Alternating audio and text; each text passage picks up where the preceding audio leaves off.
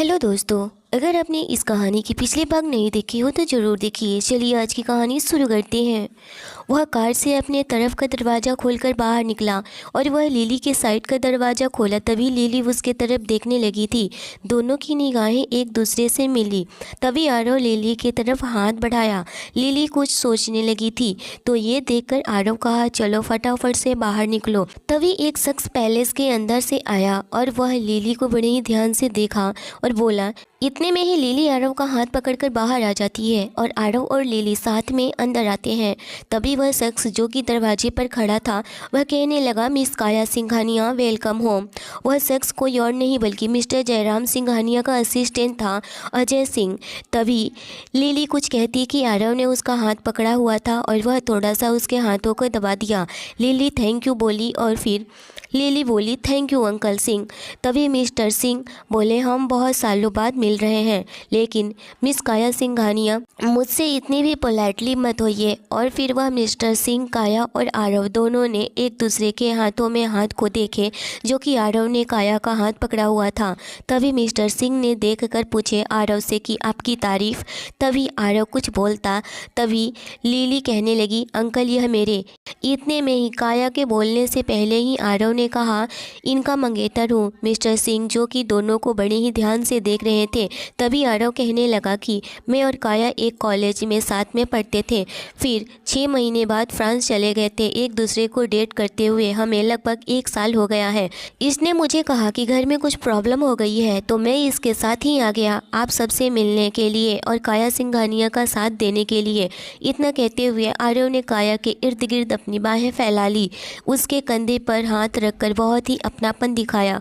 Mister Singh जो कि आरव को बड़े ही गौर से देख रहे थे और उसकी बातों को भी सुन रहे थे और उसकी हरकतों को भी देख और तभी वह बोले, कंग्रेचुलेसन्स मिस काया, चलिए आपके दादाजी आपका इंतज़ार कर रहे हैं, आ जाइए चलिए अंदर। काया जो कि बहुत ज़्यादा ही अनकंफर्टेबल फील कर रही थी, इस वक्त वह बहुत ज़्यादा ही हैरान थी, फिर भी अपने आप को संभालती हुई अंदर आई। अंदर बहुत ज़्यादा ही लग्जरियस था जो कि आज तक लिली नहीं देखी थी। आरव काया का हाथ पकड़े हुए ही लेकर जा रहा था। तभी उसे एक दीवार पर एक बहुत बड़ी सी पेंटिंग दिखाई पड़ती है। उस तस्वीर पर एक समुद्री लहरों का पेंटिंग बना हुआ था। उसे देखकर आरव पूरी तरह से नशे में हो गया था, जैसे कि उसे उस तस्वीर को देखकर बहुत ज़्यादा डर लग रहा हो। उसके आंखों और चेहरे पर एक डर सा बन गया था, उसके चेहरे पर पसीने पसीने हो गए थे। वह काया का हाथ बहुत ज़ोर से पकड़कर उसे दबाने लगता है, जिससे कि काया को दर्द होने लगा था। तभी वह कहने लगी, आप क्या कर रहे हो, मुझे दर्द हो रहा है। तभी आरव का ध्यान उसके हाथों पर गया और वह काया का हाथ छोड़ दिया। तभी काया ने भी उस पेंटिंग को देखी और फिर एक बार आरव के चेहरे पर, लेकिन वह कुछ नहीं कही। तभी सीढ़ियों से उतरती हुई एक औरत आती हुई दिखाई दी। वह दोनों को ऊपर से लेकर नीचे तक देखती रही और फिर बोली, काया सिंघानिया। तो काया ने कहा, मीना आंटी आप। तभी मीना सिंघानिया ने कहा, काया तुम इतने सालों बाद, तुम तो काफ़ी बड़ी हो गई हो। तो काया ने कहा, आपको देखकर बड़ा अच्छा लगा, तो आप कैसी हैं मीना आंटी। तो मीना ने कहा काया से आरव की तरफ देखते हुए, पहले ये बताओ कि यह कौन है। तभी काया ने कहा, यह मेरे मंगेतर। काया के कुछ कहने से पहले ही आरव ने कहा, मेरा नाम आरव है और मैं काया सिंघानिया का मंगेतर हूँ। तभी मीना आंटी ने कहा, तुम भी सिंघानिया परिवार से हो क्या, बहुत अच्छे हो, जोड़ी खूब जमेगी। तभी मिस्टर सिंह ने कहा, मिस काया आपके दादाजी मिस्टर सिंघानिया आपका बहुत इंतज़ार कर रहे हैं। काया ने कहा, ठीक है मैं आ रही हूँ। इतना कह कर के वह अंदर जाने लगी और आरव उसे गहरी निगाहों से देख रहा होता है, लेकिन काया डरी हुई थी और वह चारों तरफ देख रही थी। फिर अपना एक कदम धीरे धीरे बढ़ाती है। इस हरकत पर मिस्टर सिंह काया को बड़े ही ध्यान से देखे जा रहे थे और आरव भी काया को ही देख रहा था। तभी आरव ने काया का हाथ थामकर झटके से उसे अपने करीब किया और उसे अपने साथ ले जाने लगा। तेज कदमों के साथ वह दोनों जाने लगे थे। पीछे से मिस्टर सिंह भी जा रहे थे, लेकिन मीना सिंघानिया वहीं पर खड़ी होकर उनको जाते हुए देख रही थी। तभी एक रूम का दरवाज़ा खुलता है तो आरव और काया अंदर आते हैं। उस रूम में एक बुजुर्ग आदमी होते हैं जो कि 60-65 साल के हैं। उनके मुंह में ऑक्सीजन लगा हुआ था और हाथों में ड्रिप लगी हुई थी। यह कोई और नहीं बल्कि मिस्टर जयराम सिंघानिया है जो कि बीमार होते हैं। तभी मिस्टर सिंह उनके पास जाकर कहते हैं बॉस, लेकिन मिस्टर सिंघानिया कोई रिस्पॉन्स नहीं देते हैं। तभी मिस्टर सिंह उनके हाथों पर हाथ रखते हैं, बॉस मिस काया आई हुई हैं। तभी यह बात सुनकर के आरव ने काया के पीठ पर हाथ रखकर उसे जाने के लिए कहता है। काया धीरे धीरे कदमों से चलते हुए मिस्टर सिंघानिया के करीब जाकर उनके पास बैठ जाती है और उनके कांपते हाथों को अपने हाथों में लेकर कहती है, मैं वापस आ गई हूँ दादाजी, आप चिंता मत करिए, आप जल्दी से ठीक हो जाइए। मिस्टर सिंघानिया बोलने की हालत में नहीं थे, उनकी सांसें गहरी गहरी चल रही थी। उसके बाद काया अपने रूम में आकर यह सोचने लगी थी कि मैं यह क्या कर रही हूँ, मैं यहाँ आने के लिए राजी क्यों हो गई हूँ, मैं काया सिंघानिया क्यों बन गई, मैं तो लिली हूँ ना। मैं उसकी जगह लेकर सिंघानिया परिवार और सिंघानिया ग्रुप ऑफ इंडस्ट्री को कैसे संभाल पाऊँगी। और यह सोचते हुए उसकी सांसें गहरी हो रही थी और सोफे पर अपना सर टिकाकर यही सोच रही थी और कहने लगी, मैं यह सब नहीं कर सकती। उसका कॉन्फिडेंस डगमगा रहा था, वह बहुत ज़्यादा ही स्ट्रेस फील कर रही थी। लिली यही सब सोच रही थी कि उसका काया के कमरे पर ध्यान गया। उसने देखा कि कमरे में वह हर एक चीज़ अवेलेबल है जो कि उसने कभी देखी भी नहीं थी। हर वैरायटी के बैग्स, ब्रांडेड शूज, ब्रांडेड कपड़े, सब कुछ अवेलेबल थे। बड़े से बेड और एक वॉल पर बहुत अच्छी अच्छी पेंटिंग और एक साइड पर्दे लगे हुए थे और उसके जाते ही पर्दे हट गए और उसके पर्दे हटते ही बहुत सारे एक्सेसरीज था। बहुत सारे चमचमाते हील्स थे जो कि बहुत बड़े बड़े ब्रांड और काफ़ी एक्सपेंसिव था। ऐसा लग रहा था कि वह कोई सपना देख रही हो। लिली ये सब फटी फटी आंखों से देखे जा रही थी।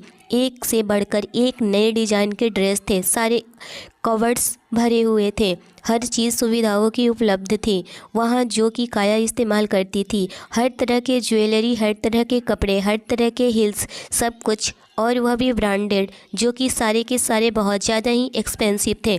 लिली एक एक करके सभी चीज़ों को देख रही थी और उसके फेस पर खुशी भी नज़र आ रही थी। उसने जैसे ही ड्रावर खोली, उस ड्रावर में कार की बहुत सारी की थी। अभी वह यह सब कुछ देख ही रही थी कि उसके कमरे में आरव आ गया और जैसे ही लिली आरव को देखी वैसे ही हड़बड़ा गई थी और कहने लगी, वह तो मैं थोड़ी सी इधर उधर देख रही थी क्योंकि मुझे बोरियत फील हो रही थी।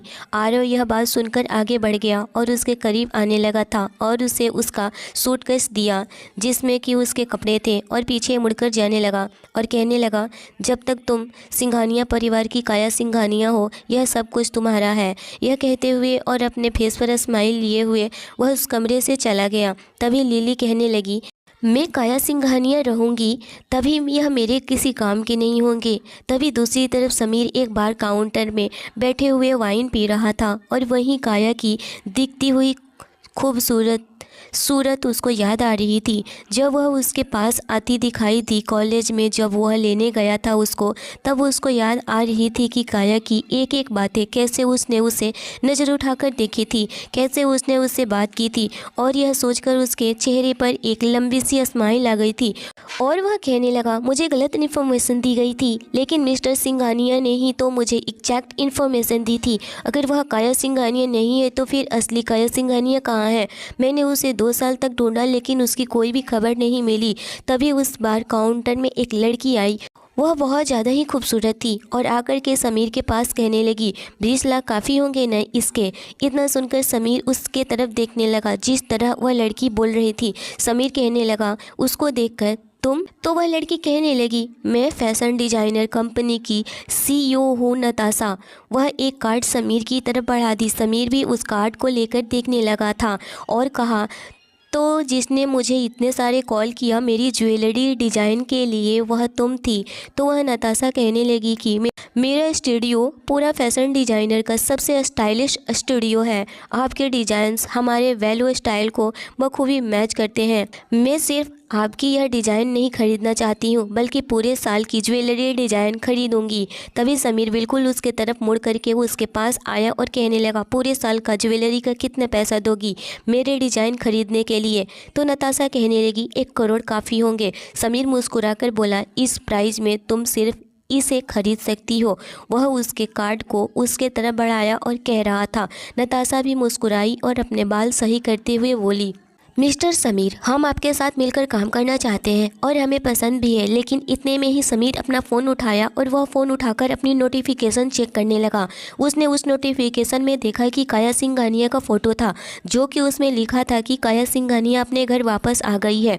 और तभी नताशा उधर बोल रही थी, मिस्टर समीर, मैं आपसे बात कर रही हूँ। इतना सुनते ही समीर खड़ा हो गया और वहाँ से जाने लगा और कहा, मुझे माफ़ करना, मुझे बहुत ज़रूरी काम याद आ गया है, फिर कभी मिलते हैं। इतना कह करके वह फ़ौरन से दौड़ते हुए वहाँ से चला गया। लेकिन नताशा वहाँ पर बैठकर उसको ही पुकारते जा रही थी। लेकिन समीर तो एकदम से घोड़े की रफ्तार से दौड़ता चला गया। नताशा उसको ऐसे जाते देखकर गुस्से से बहुत ज़्यादा ही गहरी गहरी सांसें ले रही थी। दूसरी तरफ काया सिंघानिया बनी लिली उसके पैलेस में घूम रही थी और मन में सोचे जा रही थी कि काया सिंघानिया यहाँ रहती थी, उसकी लाइफ कितनी अच्छी थी, क्या मैं उसकी जैसी बन पाऊँगी और उसका जो कुछ भी था उसे क्या मैं वापस दिला पाऊँगी। तभी उसकी नज़र गार्डन की तरफ गई, जो कि वहाँ पर कुछ फूल वगैरह लगाए गए थे। तभी इस मैंसन के पार्क में आता हुआ समीर दिखाई देता है। वह बहुत तेज़ कदमों के साथ चला आ रहा था और वह सोच रहा था कि उसने बताया क्यों नहीं कि वह आ गई है, मुझे कॉल तक नहीं की उसने। तभी इधर से लिली जा रही थी और उधर से समीर आ रहा था और समीर ने लिली यानी कि काया समझकर उसे देखा। यह तो वही लड़की थी जो कि कॉलेज में मिली थी। यह सोचकर समीर ने लिली का असली नाम पुकार लिया, लिली। तभी लिली ने गलती से हाँ करके पलट गई थी, लेकिन जब उसने देखा कि यह तो वही लड़का है जो कि मुझे लेने के लिए आया था, तो लिली एकदम से चौंक चुकी थी और वह वहाँ से जाने लगी। लेकिन समीर ने उसके आगे जाकर उसका रास्ता रोक दिया और पूछने लगा, क्या तुम लिली हो, लिली कपूर? तभी लिली अपना हाथ मसलते हुए कह रही थी, कौन लिली? मैं किसी लिली को नहीं जानती। नहीं। तभी समीर कहने लगा, international college master of arts की कोर्स करने वाली लड़की तुम ही हो ना? तभी लिली ने कही, तुम किसी और की बात कर रहे हो, मैं वह नहीं हूँ। यह कहकर लिली फिर से जाने लगी। तभी फिर समीर ने उसका रास्ता एक बार फिर से रोका और कहा, ऐसा हो ही नहीं सकता, हम मिले थे तुम्हारे कॉलेज के बिल्डिंग के बाहर उस दोपहर में। लिली हाँफ रही थी, बहुत ज़्यादा ही घबरा रही थी, तो कहने लगी, नहीं वह नहीं थी, आपको ज़रूर गलत फहमी हुई है। तभी लिली का हाथ जोर से पकड़कर समीर कहने लगा, इम्पॉसिबल, और कहा, वह सच में ऐसा है तो लिली कपूर नहीं हो तुम, तो फिर कौन हो तुम? कौन हो? लिली कहने लगी, मैं काया सिंघानिया हूँ, मैं काया सिंघानिया हूँ। दादाजी की अचानक बीमार पड़ गए थे तो हमें सिंह अंकल ने मुझे बुलाया है, मैं पिछले रात को ही वापस आई हूँ। अंकल सिंह ने आपको नहीं बताया बड़े भैया समीर, बचपन में आप मेरे साथ कागज़ के प्लेन और पतंग उड़ाया करते थे, मेरे साथ खेलते थे, मैं खुश होकर आपके साथ खेला करती थी। आपने तो सब कुछ भुला दिया है। लेकिन समीर ने काया का हाथ बहुत तेज पकड़ा हुआ था, उसे दर्द हो रहा था और उसने अपने हाथों को मसल रही थी, उसे पेन हो रहा था उसके हाथों में और वह काफ़ी नर्वस होकर बातें कर रही थी। लेकिन समीर उसकी बातों को गौर से सुन रहा था और देख भी रहा था। बड़े भैया मैं अब चलती हूँ, मुझे कुछ काम है। तभी लिली का फ़ोन गिर गया तो समीर कहा, ज़रा रुको, 1 महीना पहले मुझे दादाजी ने और मिस्टर सिंघानिया ने मुझे काया सिंघानिया को लाने के लिए भेजा था, पर कुछ दिक्कत की वजह से मैं काया से नहीं मिल पाया। लेकिन जब मैं निकला था तो मैं काया को बहुत बार कॉल किया था। अगर तुम सच में काया सिंघानिया हो तो तुम्हारे फ़ोन में मेरा नंबर होगा ही। काया अब पूरी तरह से घबरा रही थी और वह क्या करेगी। इतना कहकर समीर काया के नंबर पर फ़ोन करने लगा, लेकिन रिंग हो रहा था। लेकिन जो काया फ़ोन ली हुई थी उस फ़ोन पर रिंग बज नहीं रहा था। तभी समीर धीरे धीरे कदमों से उसके करीब आने लगा था। काया बहुत डर रही थी और वह अपना फ़ोन छिपाने की कोशिश करने लगी थी। तभी दूसरी तरफ से उसका फ़ोन बज रहा था। जहाँ पर वह फ़ोन लगाया हुआ था वह फ़ोन कोई और नहीं लिया हुआ था, वह फ़ोन आरव ने लिया था और वह फ़ोन आते देखकर समीर को दिखाया। आरव ने समीर से कहा कि दरअसल वह नंबर अब यह यूज नहीं करती है। तभी समीर आरव की तरफ देखते हुए बोला, तुम कौन हो?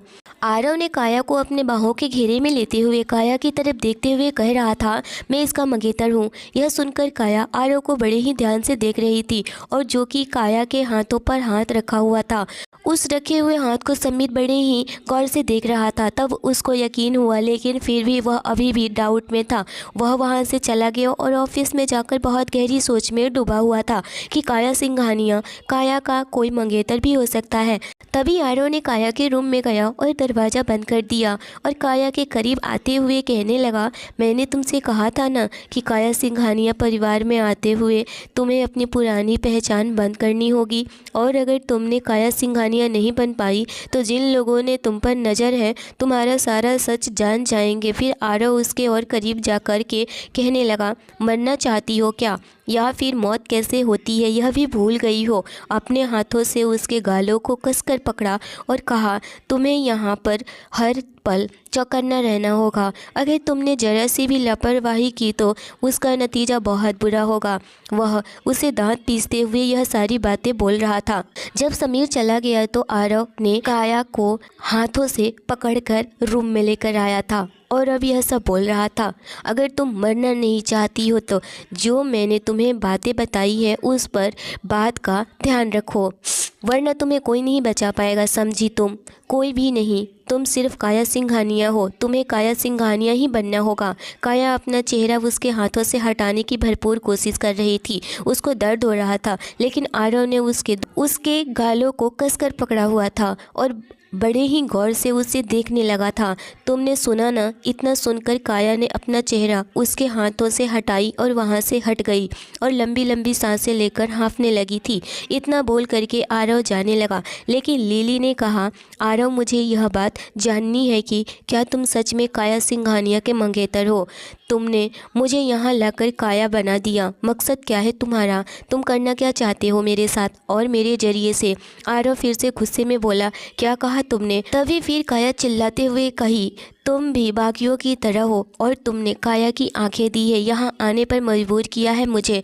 उसे प्यार करते हो इसीलिए नहीं कि सिंघानिया परिवार और उसकी जायदाद को पाने के लिए किया है। अगर मैं काया सिंघानिया बन भी जाऊंगी तो सिंघानिया इंडस्ट्री मेरा हो जाएगा और तुमसे शादी कर लूँगी, पर सिंघानिया इंडस्ट्री पर तुम्हारा हक होगा। इतना कहते ही आरव ने लिली का गला पकड़ लिया और उसे दीवार से लगाते हुए उसका गला दबाने लगा था और फिर उसका गला दबाते हुए उसके बिल्कुल करीब आया और उसके करीब आते ही उसके होठों पर अपना होठ बिल्कुल करीब लाकर उसके होठों को बड़े ही इंटेंस नज़रों से देखा और वह उसके एकदम कानों के पास जाकर के कहा, अगर मेरा मकसद सिंघानिया इंडस्ट्री को पाना होता तो मुझे तुमसे शादी करने की कोई ज़रूरत नहीं पड़ती, ना ही मेरे मकसद का तुमसे कोई भी मतलब है।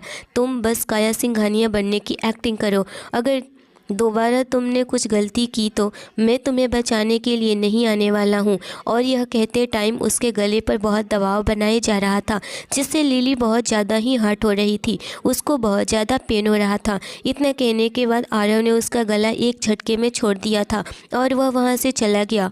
लिली वहीं पर दीवार से टेक लगाकर बैठ गई थी और बहुत तेज़ तेज़ से हाँफ रही थी। तभी दूसरी तरफ रूबी ग्रेजुएट होकर के अपने कॉलेज से पास आउट होकर अपने घर पूरे सामान के साथ आ चुकी थी और फिर वह अपने घर के बाहर रुक गई और कहने लगी, अभी तक लिली क्यों नहीं आई है? वह कहाँ रुक गई है? तभी रूबी ने उससे फ़ोन निकाला और उस फ़ोन पर मैसेज देखने लगी और कही, उसने अभी तक मैसेज का कोई जवाब नहीं दिया है, कहाँ बिजी हो गई है? तभी कहने लगी, देखती हूँ कल वापस आती है तो मैं बताती हूँ उसको। तभी रूबी की माँ घर से बाहर आई और कहने लगी, रूबी मैंने तुम्हें बहुत मिस किया है बेटा। माँ आप ठीक हो ना? रूबी की माँ भी कहा, बेटा मैं ठीक हूँ। और फिर रूबी अपने घर जाकर बहुत ज़्यादा एंजॉय करने लगी। उसका एक पेट भी था जो कि पेट के साथ खेलने लगी थी। आगे की यह स्टोरी नेक्स्ट एपिसोड में आएगा। कहानी कैसी लगी मुझे ज़रूर बताइएगा। चैनल पर नए हो तो चैनल को जरूर सब्सक्राइब करिएगा। Thanks for watching.